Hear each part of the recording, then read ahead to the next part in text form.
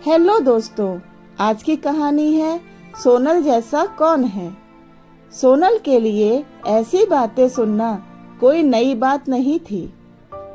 इस सोनल को देख रही हो ना, पूरे घर की जिम्मेदारी संभाली है इसने। और क्या मजाल जो चेहरे पर कभी कोई सिकन भी आ जाए। शिवजी की तरह सारा जहर पी जाती है और हंसती रहती है। गांव की औरतें सोनल को देखकर कहती और उसका उदाहरण देती थी।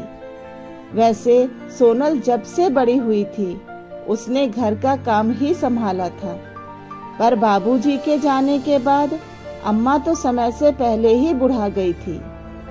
दोनों छोटे भाई अमन और समर और छोटी बहन श्रेया की जिम्मेदारी निभाते निभाते सोनल ने कभी भी अपने ऊपर ध्यान नहीं दिया था। जब बाबूजी का देहांत हुआ तो सोनल ने केवल 10वीं तक ही पढ़ाई की थी। उसके बाद से कैसे भी ट्यूशन करके वह घर का काम चलाती रही। प्राइवेट इंटरमीडिएट की परीक्षा पास की, फिर टीचर ट्रेनिंग करके अपने ही गांव के स्कूल में टीचर बन गई।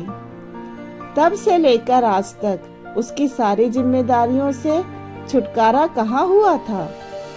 दोनों छोटे भाई की शादी कराकर तो उसने अपने पैरों पर कुल्हाड़ी ही मारी थी। और दोनों छोटे भाइयों की पत्नियों मुस्कान और किरण, दोनों लड़कियों ने घर में आकर तो सोनल को ही घर से बाहर निकालने की ठान ली थी। श्रेया की शादी होने तक तो सोनल फिर भी बर्दाश्त करती रही, पर उसके बाद जब दोनों छोटे भाइयों की पत्नियों ने जब उसका जीना हराम कर दिया, यहाँ तक कि अम्मा को भी 2 जून की रोटी मिलनी मुश्किल हो गई, तब सोनल ने अपना मुंह खोला। बोली, अमन, समर, तुम दोनों अब गांव में कहीं और घर देख लो। वो बोले, हम क्यों जाएं घर से, हम तो इस घर के बेटे हैं। जाओगी तो तुम दीदी, क्योंकि बेटियां ही घर से बाहर विदा होकर जाती हैं, बेटा नहीं। जब दोनों भाई बेशर्मी पर उतर आए तो अम्मा को मुंह खोलना बहुत ही जरूरी हो गया। काहे रे अमन, काहे रे समर, बाबूजी के बाद घर इसी ने चलाया और तुम इसी को घर से निकालने की बात कह रहे हो।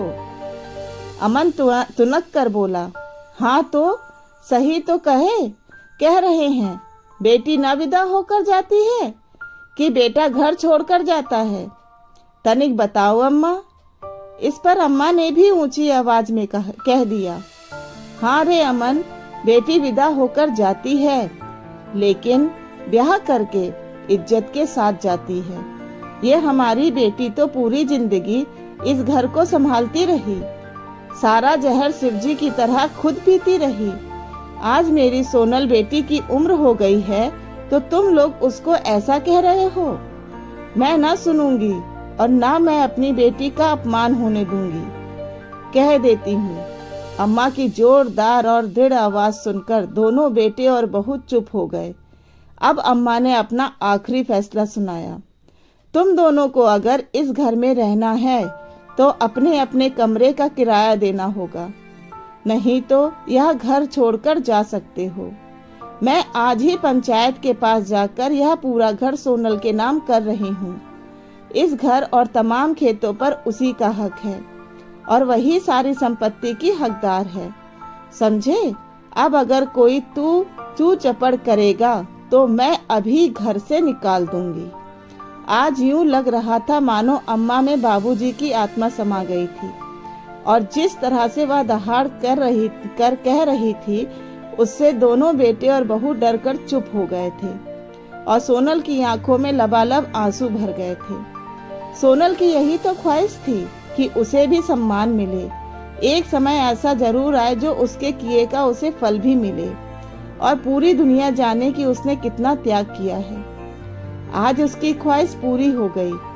सोनल सारी जिंदगी दुख सहती रही, अपमान और परेशानियों का जहर पीती रही, पर आज अम्मा ने उसे सम्मान दिलाकर जैसे उसका सारा कर्ज चुका दिया था।